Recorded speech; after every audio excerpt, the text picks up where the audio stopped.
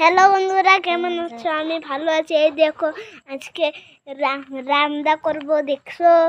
এই তো মাখিয়ে নিয়েছি। দাও তো দাদু, তুমি ভালো করে মাখাতে পারো। ও খেয়ে যাবে, টুকা পানি নিয়ে নেই।